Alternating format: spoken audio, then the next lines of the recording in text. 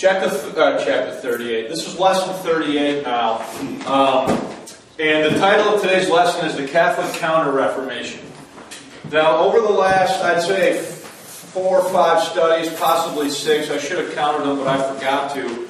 If you go back before we took summer off, we've been looking at things related to the Reformation. We started 2 weeks ago when we resumed class by looking at the English Reformation. We talked about Henry VIII and how and why he broke away from the Catholic Church, and we discussed William Tyndale and some things about his life and translation of the Bible. And then we looked at, I gave you at the end of the lesson, we talked about English monarchs and all the translations of the Bible that were made into English during the reign of the various English monarchs, and we discussed the impact of Henry's decision to break away from the church, and he has 6 wives and 3 kids, and how all of that set England sort of in a tumultuous situation in terms of the church in England at that time. And then last Sunday, as part of the conference, I talked about the King James Bible and the cultural linguistic impact of the King James Bible.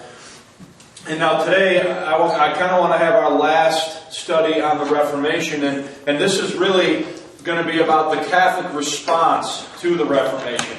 The Catholic Church eventually is going to respond, and that's what I want to look at here with you today, because there's some things that you need to know about regarding this. The Catholic Church was facing one of the biggest crises in its history. Even as the Protestant churches were breaking away, one of the most stalwart Catholic countries was itself lost to Europe. In 1526, the Ottoman Empire, which had already absorbed the southern half of the Orthodox world, defeated Louis Jelian of Hungary, thereby conquering that country and marching into the Catholic heartlands. There are 2 issues here that are facing the Catholic Church, okay? Number one, you have Luther, you have the Reformers that are driving a wedge within Catholicism doctrinally, but then at the same time, in 1526, the Muslim Ottomans conquer Hungary. And so for the first time now, Muslim armies are now on Catholic, quote, Christian occupied lands. So the Pope is facing a real situation here, okay? He has this division within his own church that Luther is causing, but now he's facing foreign enemies that are beginning to march on Catholic-controlled lands in France. And so the Pope is really in a situation here. And this reality, folks, speaks to why the Pope would not just give Henry VIII the divorce that he wanted. Because if you remember, up to 2 weeks ago, we were discussing Henry VIII and the fact that he requested the Pope annul his marriage to Catherine of Aragon, but he doesn't because she's related to Charles, the Emperor of the Holy Roman Empire. And the Pope needs Charles on his side if he's going to have to go to war against the Muslims. And so there's a lot of factors here that are threatening the stability of the Catholic Church, both internally and now also externally. All right? In this reality, in reality, this was to be the last great advance of the Muslim world into Christendom. But to the Catholic Church at the time, it seemed as if the true faith was facing enemies on all sides to an unexpected degree. Now, eventually nothing much is going to come of this Muslim incursion into Europe, but at the time it is definitely a crisis that the Church is going to be the Catholic Church is going to be forced to address. So, how did the Church of Rome respond to the Protestant challenge? It didn't, not immediately. But when it finally realized the seriousness of the revolt, it called upon its spiritual warriors. It convened a new militant council, and it reformed the machinery of the papal office. Faced by the rebellion of almost half of Europe, Catholicism rolled back the tide of Protestantism until the end of the 16th century. Protestantism was limited roughly to the northern third of Europe as it is today. Now, the Church is going to be late, the Catholic Church is going to be late in responding to this. But when they do, they are going to respond to it with some force, as you might expect. And in some areas, they are actually going to roll back Protestantism. And really, if you look at it, by the end of this Catholic Counter-Reformation, it's really only the northern third of Europe that is going to be really a Protestant stronghold. So you're going to have England, you're going to have parts of Scandinavia, you're going to have parts of Holland, obviously the Netherlands with the reformers there, parts of Switzerland, and parts of Germany. The rest of Europe, the majority of France, Spain, Italy, Southern Europe, and Eastern Europe is going to remain firmly under the Catholics' control after they respond to the Protestant threat. Now, some historians, well, I'm getting ahead of myself, inevitably, thanks, Kurt. I was looking for it and I couldn't find it. I totally forgot about Sunday school. Inevitably, as a result of some nations adopting Protestantism, the Catholic Church in the West increased its crusading fervor. Yet there was a sense in which also encouraged its own form of Reformation, sometimes known as the Counter-Reformation, to remedy the fact that for centuries some areas of the Catholic Church had lacked a well-educated, well-trained, and moral priests and bishops. Now, we've chronicled in this class many times the immorality and lack of ethics that existed within the Catholic hierarchy. Okay? So, historians argue about whether or not these moves on the part of the Catholic Church are rightly called a counter-reformation or whether they are just a Catholic Reformation. Okay? So depending on what books you read, the historians are going to argue back and forth as to what is really going on here during this time period as the Church seeks to respond to the moves of Protestants. Some historians have interpreted the Catholic Reformation as a counterattack against Protestantism. Others have described it as a genuine revival of Catholic piety with few thoughts of Protestantism. The truth is the movement was both a counter-reformation, as Protestants insist, and a Catholic Reformation, as Catholics argue. Its roots run back to forces before Luther's time, but the form it took was largely determined by Protestant attack. Now, just think about Luther just for a second. When Luther first posted his 95 Theses to the door, we've talked about this already, was his original intention to make a new church? No. His original intention was to reform the Catholic Church. Alright? Now, in that sense and in that regard, Luther was not the first guy to say that the Catholic Church needed to be reformed. Erasmus said that. Guys before Erasmus were saying that. So in that sense, Luther is not unique. And we've already studied how once it becomes apparent to Luther that the Church is not going to reform, does he realize that he's going to have to leave it altogether and start something new? Okay? So the calls for reform within the Catholic Church were not something that were new with Luther. They had existed for a few generations previous to Luther. So if you're talking about this Catholic Reformation or Counter-Reformation, in a sense, it's both. It's a revival, if you will, if you want to use that term, from within the Catholic Church. But it's also a response to the Protestants and what the Protestants are doing at the time. Now, important leaders of the Catholic Reform movement were Ignatius Loyola, who we'll talk about, who founded the Jesuits, and Popes Paul III and Paul IV, who took actions to reform and renew the Church from within. Now, before we move on to point 2, does anybody have any questions about the introduction? Okay. Early calls for reform. Strange as it may seem, the mystical experience was a large part of Catholicism's recovery. Even before Luther posted his theses on the church door, a distinguished and aristocratic group at Rome had formed a pious brotherhood called the Oratory of Divine Love. Their guiding belief was that the reformation of the church and society begins within the individual soul. So these guys, number one, they identify the fact that the Catholic Church has issues. But they say that the way that the issues of the Catholic Church and within the Catholicism are going to be addressed is by an individual revival in the souls of individual Catholics, is essentially what they're saying. I bring them up to highlight the point that before Luther, there were already these groups forming that identified that there were serious problems within the Catholic Church at the time. All right? The Oratory was never large in number, perhaps at 50, yet it had enormous influence. It stimulated reform in the older monastic orders, such as the Augustinian monks and the Dominican monks, and contributed leaders to the Church of Rome, as it laid plans for a general council to deal with internal reform and the Protestant heresy.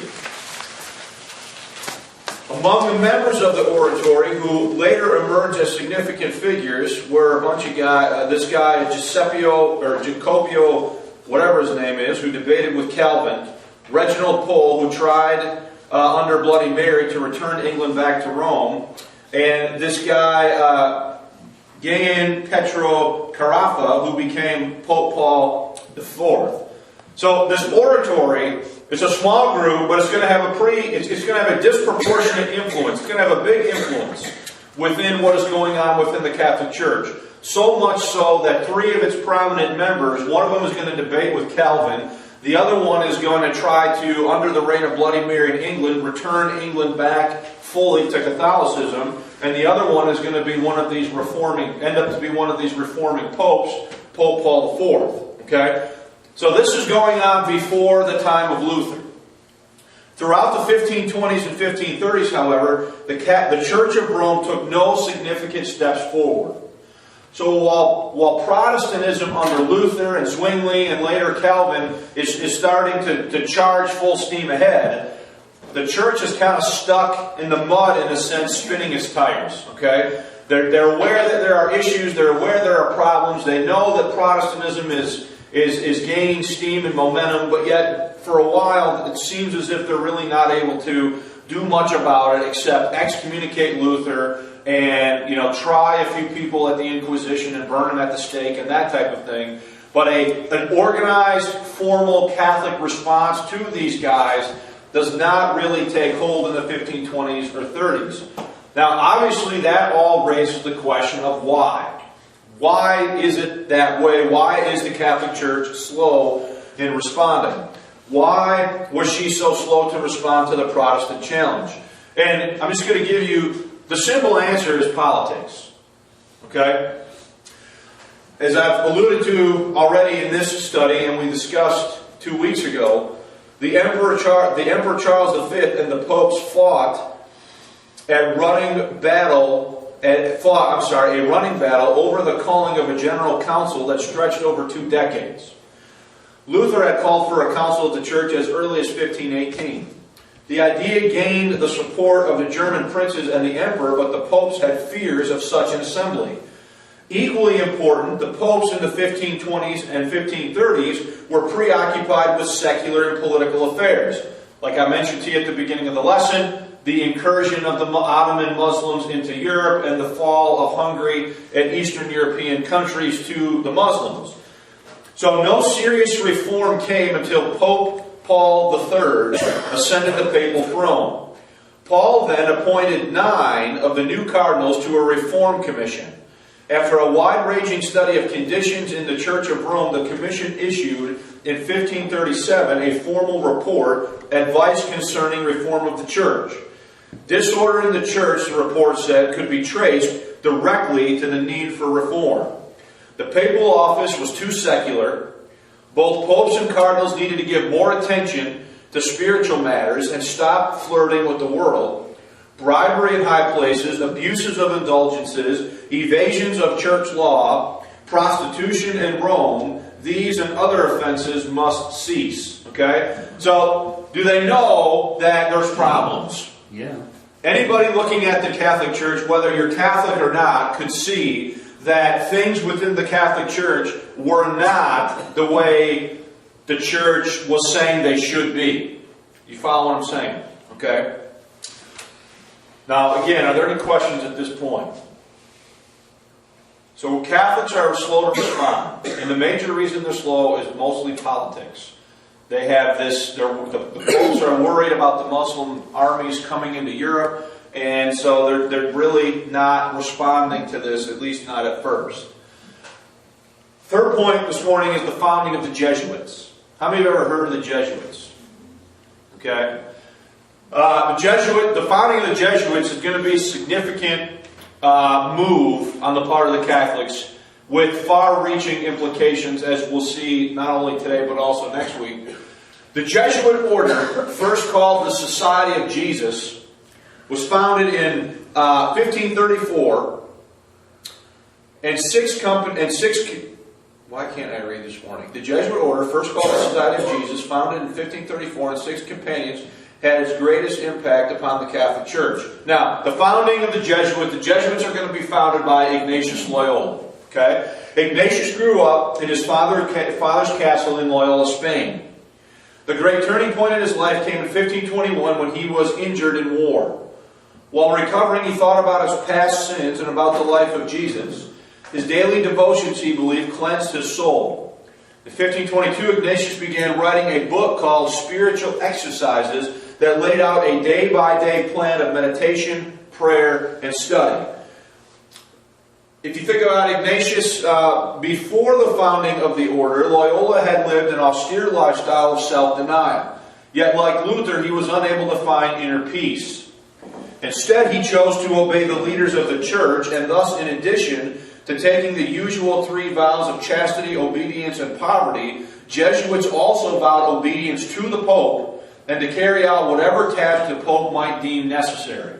Okay? So, Loyola is going to have it's very interesting. He has a very similar experience to Luther, where he comes face to face with the fact of his own sinfulness and so forth, but he goes the exact opposite direction. Luther comes, after reading the book of Romans and lecturing on it at the school there in Wittenberg, to the realization that the just shall live by what? Faith, right? And that there is no that works don't save, and so on and so forth, and you know the rest of that story. Well, Loyola is going to come to a very similar situation where he is coming face to face with the fact of his own sinfulness, but he's going to go the direct opposite way and tie his eternal soul and salvation under not just the church, but in the swearing of an oath of obedience directly to the Pope. So all of the Jesuits then, as it says in that point, are going to not only take a vow of chastity, obedience, and poverty, but they're also going to swear an oath of allegiance and obedience to the Pope to carry out whatever task the Pope is going to deem necessary. Yeah. Now, is that the name of the town and his Ignatius' last name, or what? I'm confused. Ignatius Loyola, That's his last name too. Okay. It's a good question. I had the same question when I was studying through this, and nothing I read answered that. I don't know. I don't know if it's like saying Ignatius of Loyola, and then it just got, That's his Ignatius name, Loyola. Yeah. Okay. I do genealogy. Most of our surnames, our last names, actually came from that, the town we were of, or the job that our forebearer did. Yeah, they talk like they do with Lord of the Rings. But weren't the towns normally named after the person or family who settled there? I haven't gone yet far enough to see that to begin with, but in some cases, yeah. Of course, there's the university. And then, now there's Catholic universities in this country, Loyola University, Loyola Marymount, all those are founded by who? By Jesuits. They're all Catholic universities. But originally people didn't really have surnames. In various localities they were just Joe the plumber or whatever. Mm-hmm. The idea that they had was not to create a new monastic order.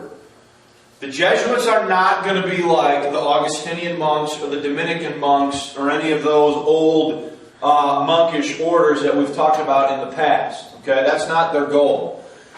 As a former soldier, Loyola naturally formed his society along military lines. The principal virtue for his members, who all were priests, was obedience to the general order and the Pope. The members did not have a particular rule to follow, but did have the spiritual exercises that Ignatius wrote as a guide to disciplined meditation. They were also rigorously selected and trained. Novices who trained for 2 years before becoming formed scholastics, a stage which could last up to 15 years before becoming full members. It was also after completing this arduous training that the new member would make the vow of total uncompromising obedience to the Pope. Okay? So, in a sense, the Jesuits are organized almost as a military force. Okay? And they are going to have very militaristic ideas and aspirations in the way they're going to handle things. Okay? But that is coming from Ignatius's background as a military guy. All right? Now, in the summer of 1539, Loyola filed a petition of Pope Paul III to officially recognize the Jesuits and establish a new religious order. On September 27, 1540, the Pope issued a bull that formally, I like how they call that a bull myself. The Pope issued a bull that formally established the Society of Jesus. The specification of the bull outlined clearly what sort of society the Jesuits would be. Now this is a quote here from the bull. Okay? It says, "Let all the members know and let it be, not only at the beginning of their profession, but let them think over it daily, as long as they live, that the society as a whole and each of them owes obedience to our most holy Lord the Pope, and the other Roman pontiffs, his successors, and to fight with faithful obedience to God. And however much he may be learned in the gospel, and however he may be taught in the Orthodox faith, let all Christians profess themselves under the Roman pontiff as leader and vicar of Jesus Christ. For the great humility of our society toward the completion of self-mortification of each one, and in each to aid the abnegation of our own souls to the greatest extent, let each one besides that common obligation be devoted to this by special vow. So that whatever the present or other Roman pontiffs order that concerns the saving of souls and the spread of faith, and to whatever provinces he shall wish to send us, this let us strive to accomplish as far as in us lies, without any turning back or excuse." Pretty clear, right? What are they doing? Now the Pope's got to be licking his chops, because basically he has guys swearing in a religious vow that they're going to do whatever he tells them to do. They're going to go where he tells them to go. They're going to do whatever he asks them to do. And the Pope is really having, through the Jesuits, almost the creation of his own little private army of minions that can and will do his bidding wherever he sends them to go. All right? Now, the Jesuits focused on three main activities. All right? First, they founded schools throughout Europe. Now, what's the purpose of the schools? Indoctrination. To indoctrinate people in Catholic theology. Okay? And possibly also to recruit more Jesuits. The Jesuits' second mission was to convert non-Christians to Catholicism. As we'll see next week, they're very prominent in the Catholic missions of the 15th and 16th century. So they sent missionaries all over the world. The third goal was to stop the spread of Protestantism. The zeal of the Jesuits overcame the drift toward Protestantism in Poland and southern Germany. So because of the efforts of the Jesuits, Protestantism is rolled back in southern Germany and Poland and other areas within Europe because of the force of which these guys went out and tried to carry forth these orders, I guess, for lack of a better term. Now, according to Mark A. Noll, author of Turning Points, Decisive Moments in the History of Christianity, the founding of the Jesuits was significant for the following three reasons. Okay, number one, the Jesuits would be instrumental in winning Protestant regions back to Rome and solidifying the faith of those in Europe who wavered in their loyalty to the Catholic Church under Protestant influence. So the Jesuits do two things in that capacity. In some cases, they literally roll back the tide of Protestant advances. Number one. Number two, anybody who may have been wavering, whether or not they were toying with Protestantism or whatever, what the Jesuits were able to do is go into those areas and strengthen the conviction of those people toward the Catholic Church, and thereby make sure that those regions did not, leave the church, so to speak. Okay? Second, the Jesuits symbolized the strength of what would become traditional Roman Catholicism all the way from the mid-16th century to the mid-20th century. The impact of the Jesuits is going to be felt here for at least 3,000 years. Or 300 years, I'm sorry, not 3,000 years. And third, the missionary zeal of the Jesuits made them an extraordinarily potent force in the history of Christianity. You need to look, folks, why is Mexico, Latin America, and South America all Roman Catholic? Because those regions were originally settled by the Spanish, and when the Spanish came over, they brought with them Jesuit missionaries. And then the Jesuit missionaries are going to go out and spread the Catholic Church, and that's the reason why 98% of Latin America right now is Roman Catholic. So for these three reasons, the Jesuits are significant. Okay? Now, before we move on, is there any questions or comments about this point? Ronnie? I'm just noticing that they have a very rigorous discipline in this order, and for people that don't actually know the Lord, like the military itself is successful because of the discipline that they have. And so these people probably maintained a higher morality than the rest of the Catholic hierarchy had. And so it makes it not as evident to sinful man that these aren't really good, godly people. And they're following very strictly these disciplines that Ignatius writes down about meditation and so on. And so that they religiously follow these things. They report to the Pope. There's all these things that would, like you say, be attractive to somebody who didn't know any better. Okay? Beverly? Is there much history on the amount of force that they use to bring areas into? Oh, yeah. I mean, there's so much stuff here that we could talk about. But the Jesuits are very prominent in military. The Jesuits were committed to doing whatever was necessary to stop the spread of Protestantism.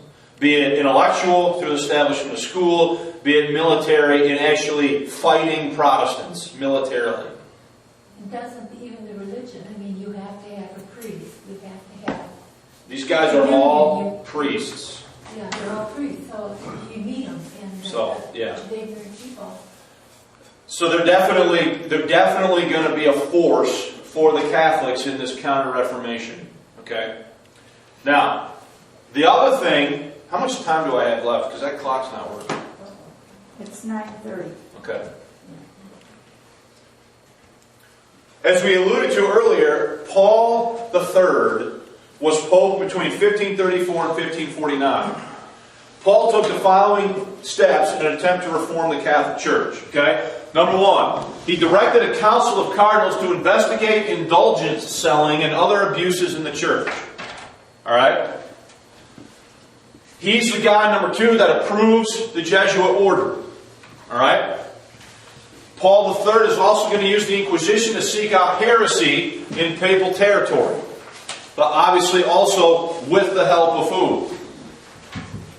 The Jesuits. Okay? And lastly, he called for a universal church council to address the Protestant challenge. And that universal church council is ultimately going to be the Council of Trent. Now, how many have heard of the Council of Trent? Okay, if you know anything about church history, you probably at least heard of it. The Council of Trent met in 3 sessions. Alright, at 1545 to 1547, 1551 to 1552, and 1562 to 1563. And it began in early meetings with systematic rebuttals to the main Protestant assertions, and thus may be seen as an engine of Counter-Reformation.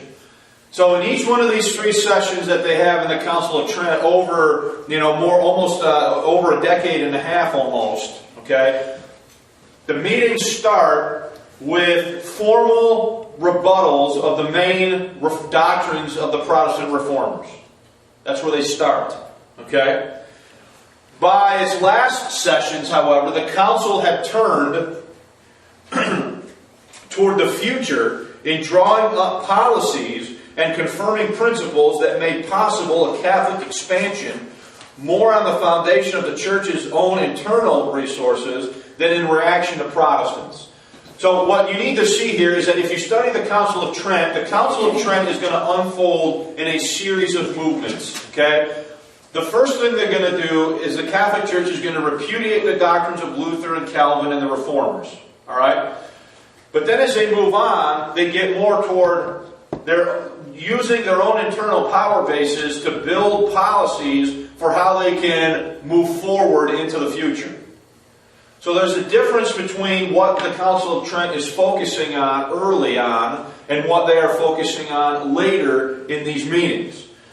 Now the Council of Trent is going to come to the following conclusions. Alright? Now you need to look at these. Number one, the Church's interpretation of the Bible was final. Okay? Any Christian who substituted his or her own interpretation was a heretic.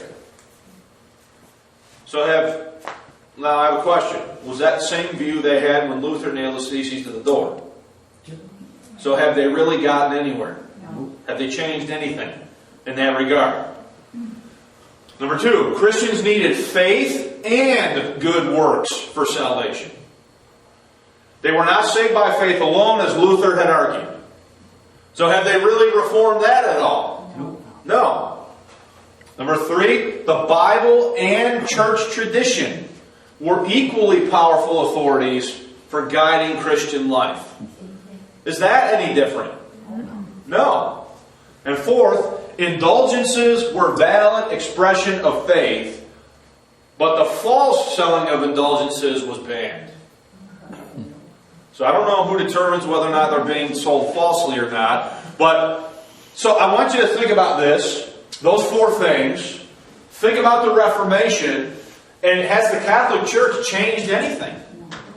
All they've done, folks, through the Council of Trent is come out in the most staunchest of stances in favor of all their own doctrinal views and positions that they already held before Luther.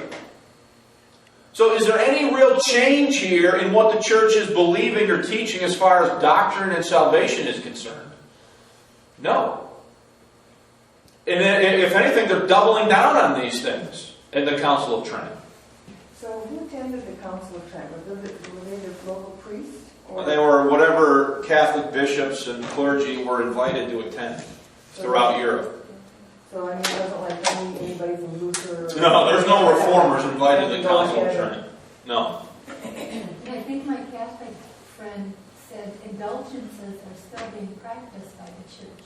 I'll have to ask her. Well, somehow. The point I'm getting to is that this Council of Trent became the normative version of Catholicism from the time the Council of Trent ended till almost the Vatican II Council in the 1950s and 60s. Did they change?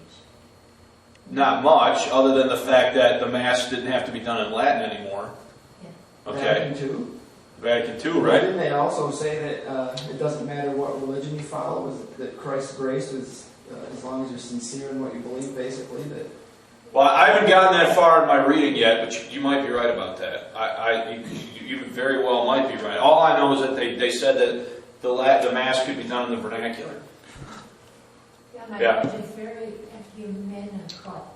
The church is that she does. Norm? Now, Otto told me that, through dealing with the Jesuits, that first of all, he said that they gave him a lot of opposition, but he said the other statement that they made, that even when he was still in the field, was that anybody that was baptized, whether they're Protestant or Catholic, were claimed by Rome. Have you ever heard that before? I've heard that before. When I taught, I used to teach a world religion class at the charter school a few years ago before I took my current job, and I would bring in a Catholic priest to talk to the kids about Catholicism, and then I would ask them questions. And the Catholic priest was talking, and he's saying that basically what Craig is saying, that any religion is sort of okay, but the only sure way to know for sure you're going to heaven is if you're Catholic. Right. So they sort of are leaving the door open, but at the same time saying, if you want to be 100% certain, you gotta be a Catholic. And I don't know if that was just something they've come up with recently, or if that was an official ruling of Vatican II. That I don't know. Yeah. I kind of think that was more recent, but nowadays they call all of us their separated brethren instead of something else. That's right on Vatican II. That is? Okay. My friend of Point, gosh, he's gone to be with the Lord, and he was born in Germany, and I think he's on record as being a Catholic. I mean, he was a Death's Grace believer for the last 40 years, but once you're a Catholic and born into the church, they keep track of you, I think. Yeah. Yeah, they do. Yeah. The last session of the council reaffirmed the counter-reforming canons and decrees of the first two sessions, but also began to chart a course for the Catholic Church oriented more toward its needs for the future than its quarrels with Protestants. Reform under papal leadership went beyond a counter-reformation to positive and constructive efforts at building a more tightly organized, better instructed, and effectively controlled church than the old institution before 1563 had been. It is possible to overstate the unity of Catholic doctrine and practice after the council, but comparatively speaking, Trent brought a higher degree of uniformity than had ever existed within the Western Church.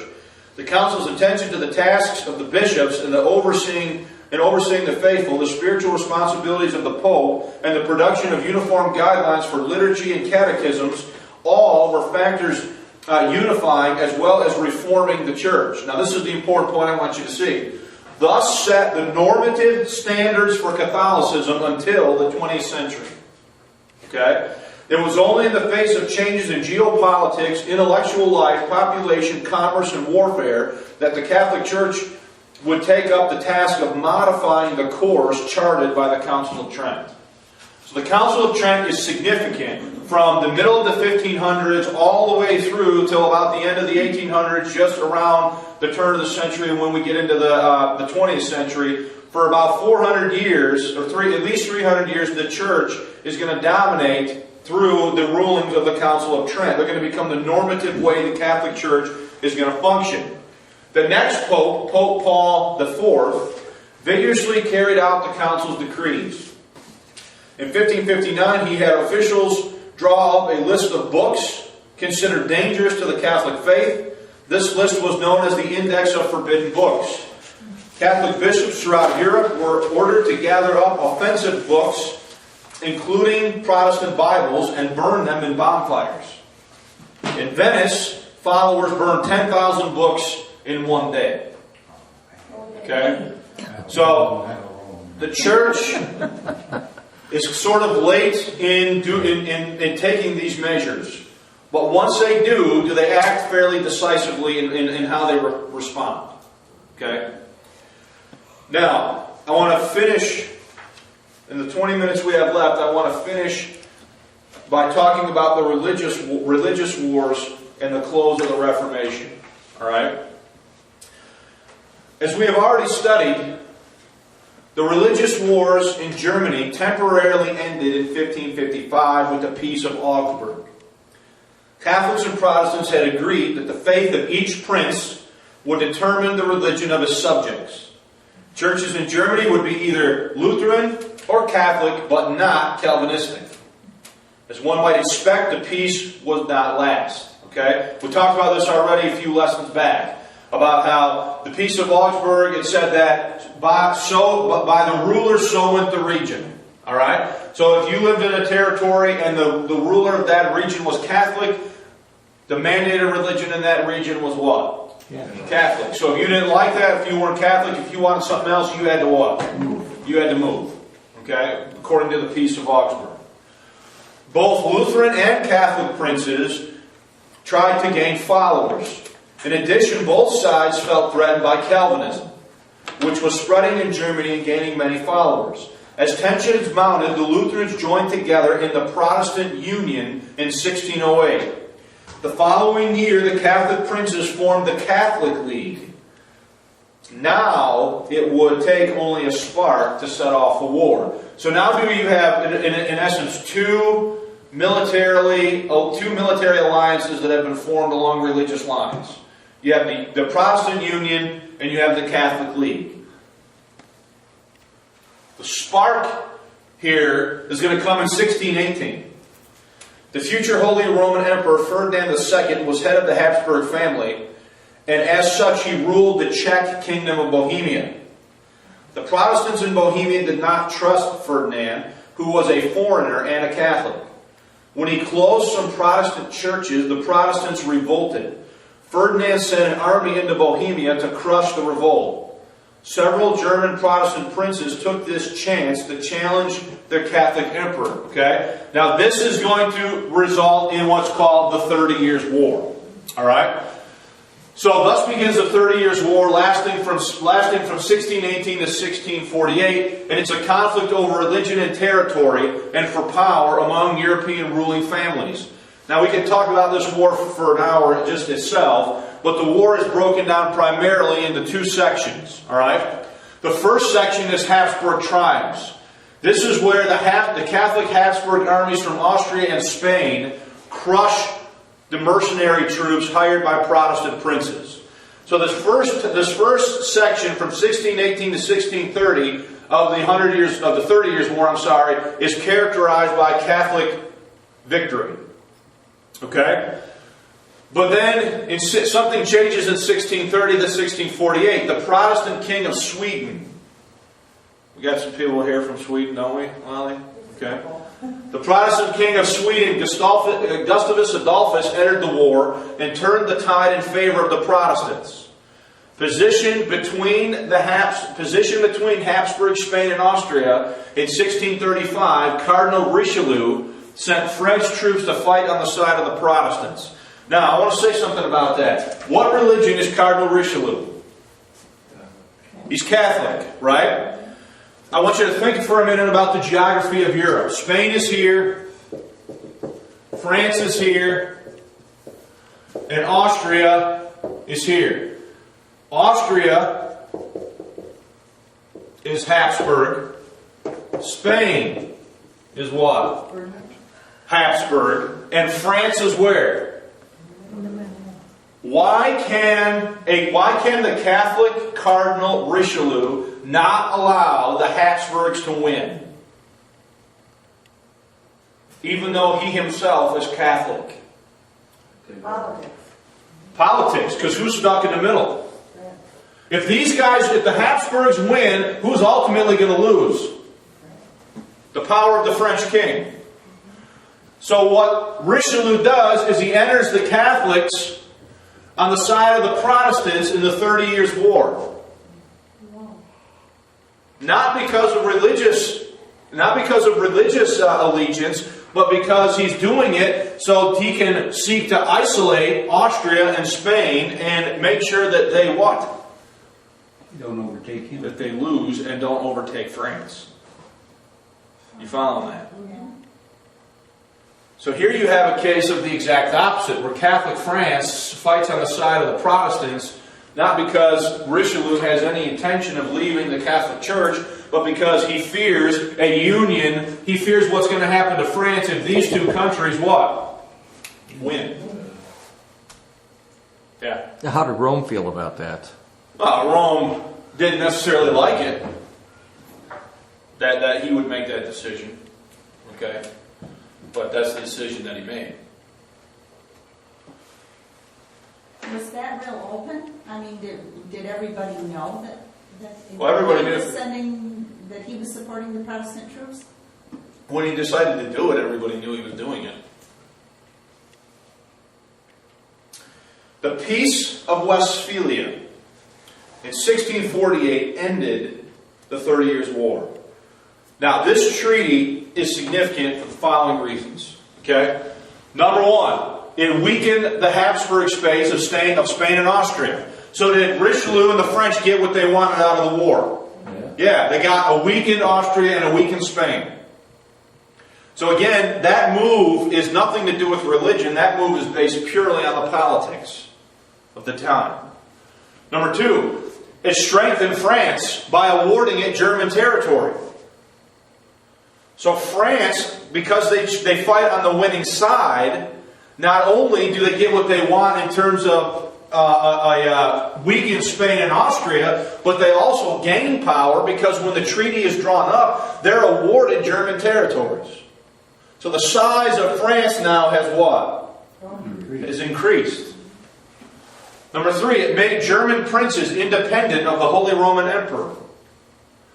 Number four, this is the last of the religious wars on mainland Europe.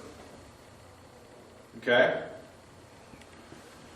And most significantly, it abandoned the idea of a Catholic empire that would rule most of Europe. Therefore, it recognized Europe as a group of equal independent states, marking the beginning of the modern state system. So it's going to abandon this idea of Catholic empire that started way back in our lessons with Charlemagne. You remember that? In the Middle Ages, and how Charlemagne was crowned Holy Roman Emperor by the Pope and all that stuff. We talked about that before. Well, that concept of there being a Catholic emperor or empire in Europe is going to last all the way until 1648 when this treaty is drawn up, ending the 30 Years' War. And from then on, you're going to have the emergence of the modern state system in Europe like we have now. Okay? So this whole stream of history is highly significant and highly consequential for a lot of things that are going to happen beyond it, that many of which have nothing to do with religion, specifically. Yeah. Because then the Peace of Westphalia happened and the Roman See went ahead and approved this, then that set aside the Jesuits from their attacks on the... No. It didn't stop any of that. The Jesuits still went after Protestants, you know.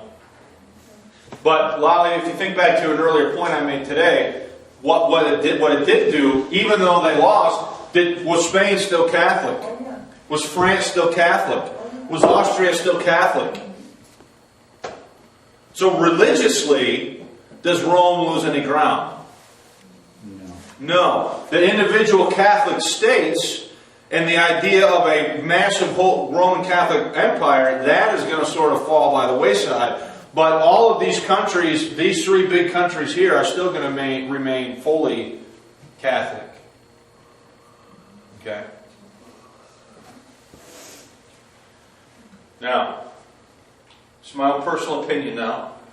I believe that the Peace of Westphalia marks the official end of the Protestant Revolution.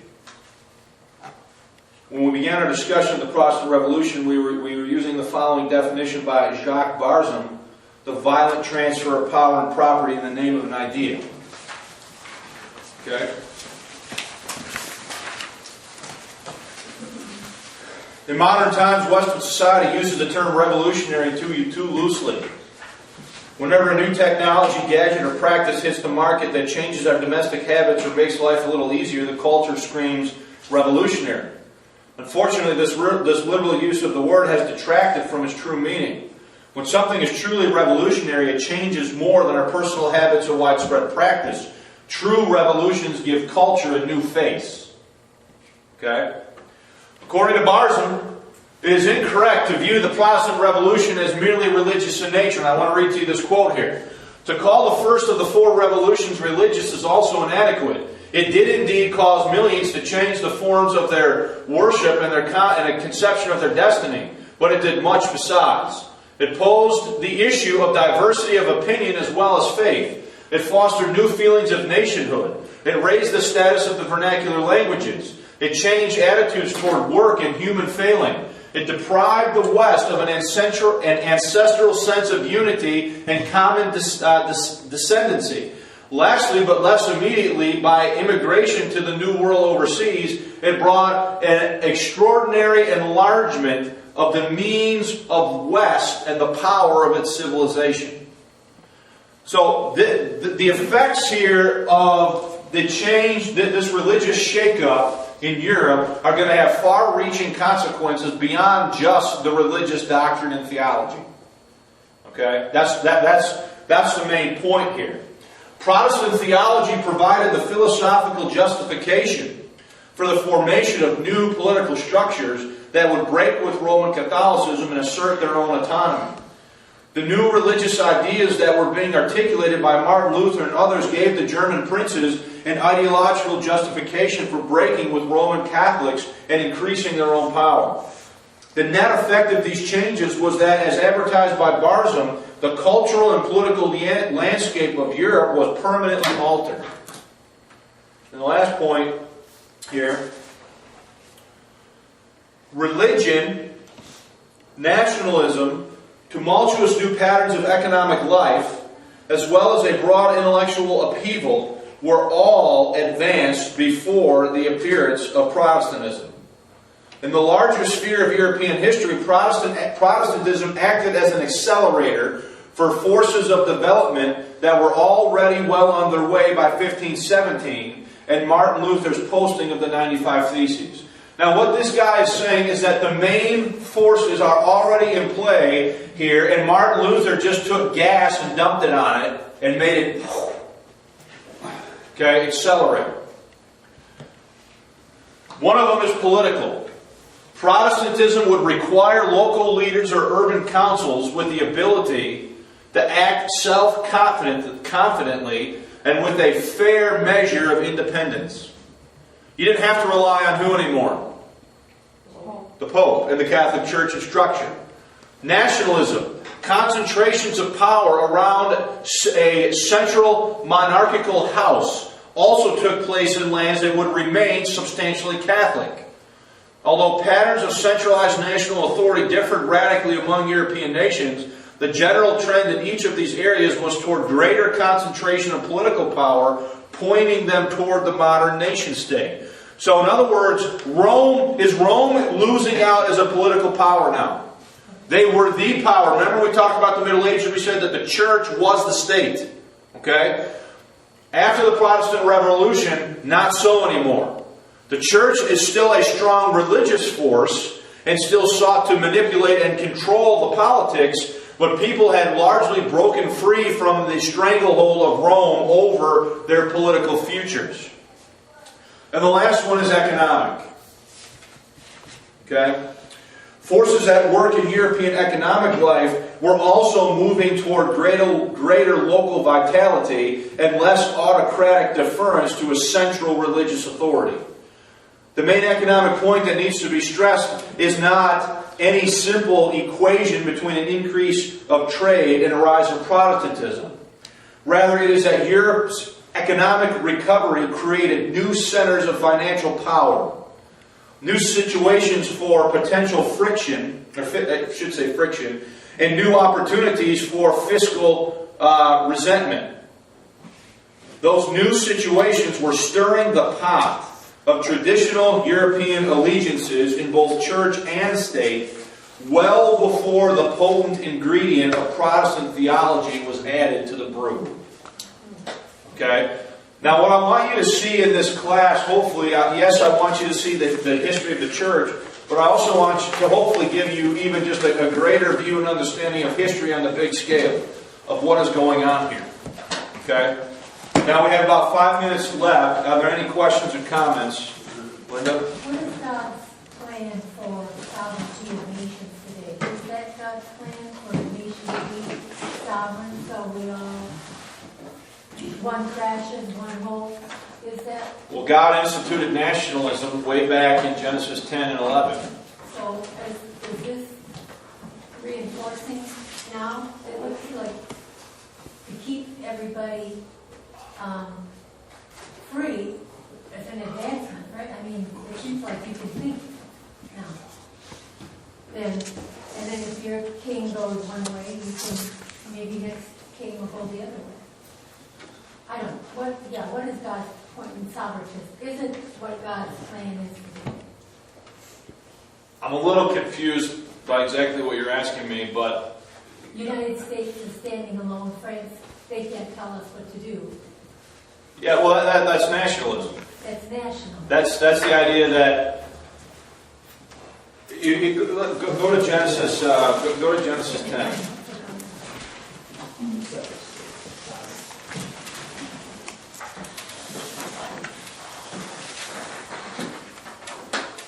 Go to Genesis 10. Verse 5. Now you remember that the flood happens, right? And Noah and his family get off the ark, and what does God tell them?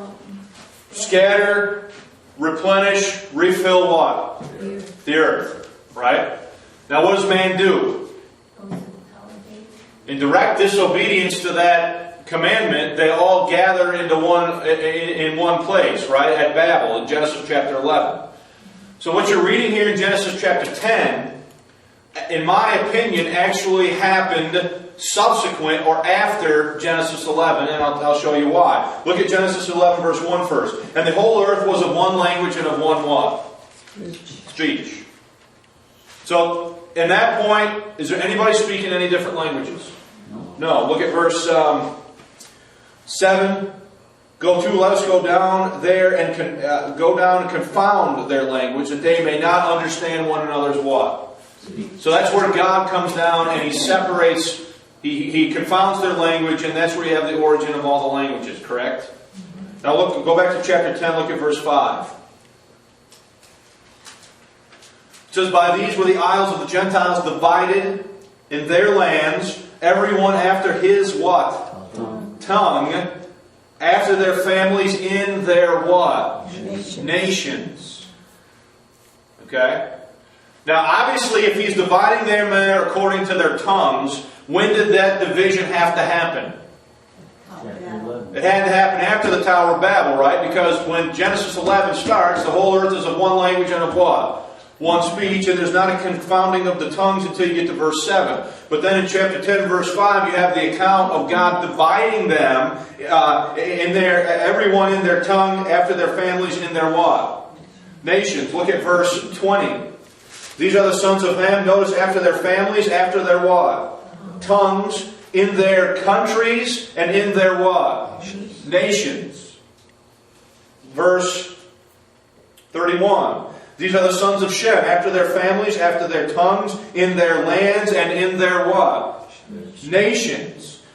These are the families of the sons of Noah, verse 32, after their generations, in their nations, notice, and by these were the nations divided in the earth when? After the flood. Now, this is a very interesting point. When Europeans, I got to make this point quick. When Europeans show up to the New World, what do they find amongst the Native Americans? How are the Native Americans living? Are they living exactly the way this passage says they are? Yeah. Are they divided in North and South America according to language? Yeah.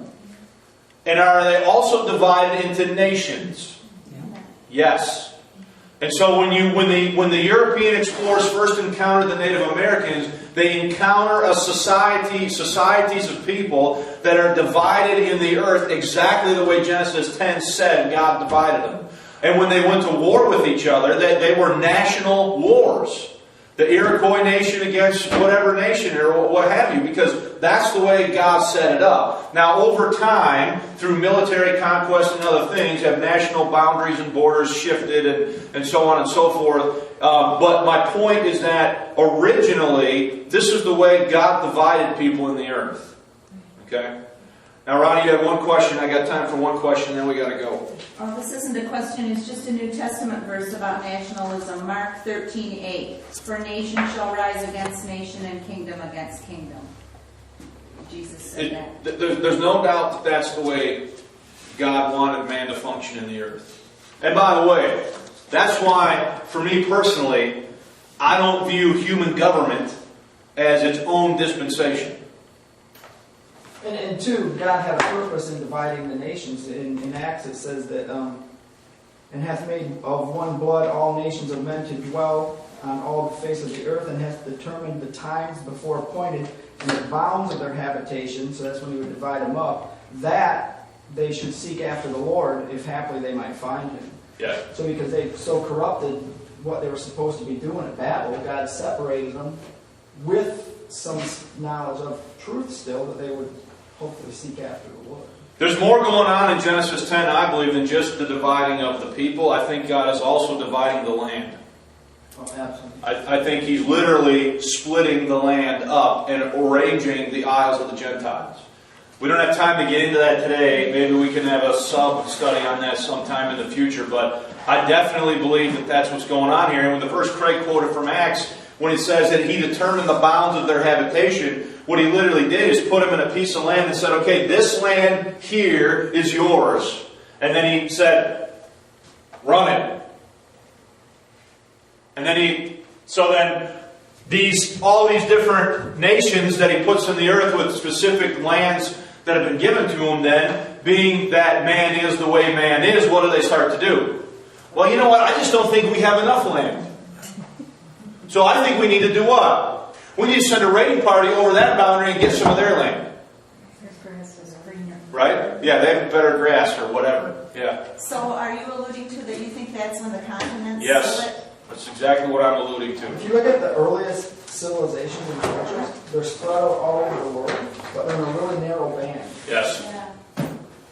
So they all started out in one place, but Sorry we don't have more time to get into that, but we definitely got to quit or we won't start church on time. Thanks for your attention. Next week we'll talk about the coming, how the religion came over to the New World.